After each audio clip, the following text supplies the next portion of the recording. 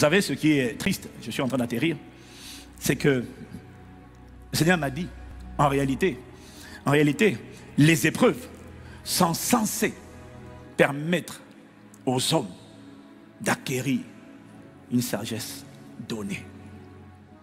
Les épreuves ne sont pas permises en vain.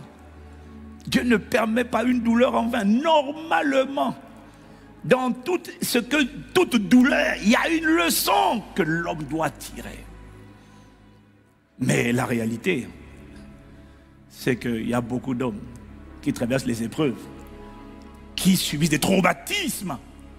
Et le coronavirus aura produit un traumatisme chez tout le monde. Comme quelqu'un qui a fait un accident grave, la voiture est cabossée.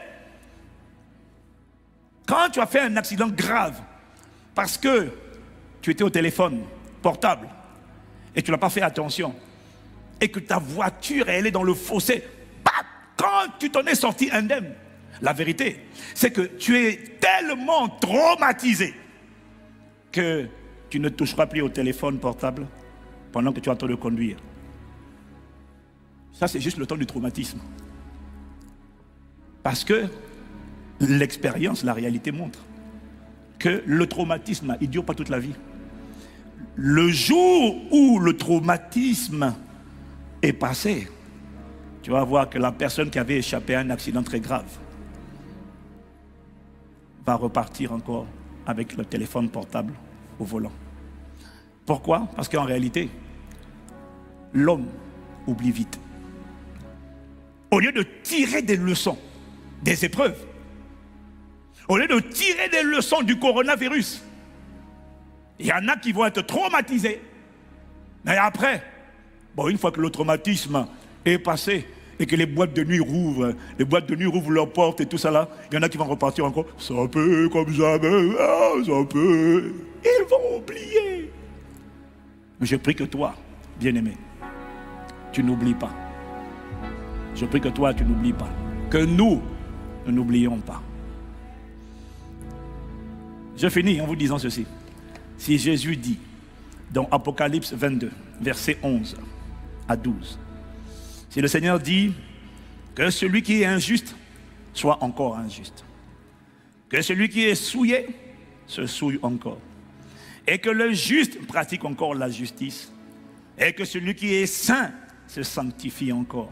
Voici, je viens bientôt, et ma rétribution est avec moi pour rendre à chacun selon ce qu'est son œuvre.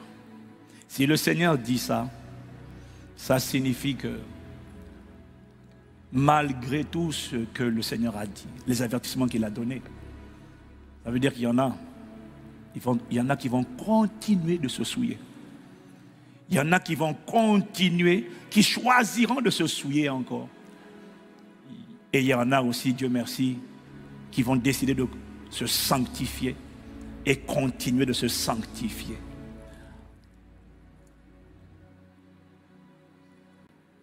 Ma prière pour toi, c'est que tu sois dans la catégorie de gens qui continueront de se sanctifier, qui continueront de se préserver, qui continueront de s'attacher à Dieu. Parce qu'au final, bien-aimé, tu ne sais pas quand est-ce que la mort peut te prendre. Le coronavirus a démontré que ta vie peut partir à n'importe quel instant. Tu ne sais pas, bien-aimé. Alors je prie, bien-aimé, que non seulement tu te préserves, mais que tu prennes comme moi la décision que rien ne sera plus jamais comme avant. Et tu éloignes de tes fréquentations des personnes qui décident, malgré ce qu'ils ont vécu, les gens de tes fréquentations qui décident de continuer de s'enivrer, de mal parler, de mépriser. Il y a des gens bien-aimés. Ne les laisse plus être tes amis. Ne les laisse plus être dans tes contacts. Ne les laisse plus être dans tes groupes de fréquentation, bien-aimés. Non, moi je sortirai de cette pandémie avec un niveau de crainte de Dieu et de haine du péché et de haine contre la compromission intensifiée comme jamais auparavant. Je prie que nous soyons une armée a décidé de vivre pour le plaisir du Père. Refuse de vivre pour faire plaisir à un petit copain, à une petite copine bien-aimée. Le corona t'a montré que ta vie peut partir à n'importe quel moment. Décide de vivre pour son plaisir, pour révéler sa gloire et sa gloire seule. C'est ma prière pour toi, c'est ma prière pour l'Église de Jésus. Au nom de Jésus. Amen.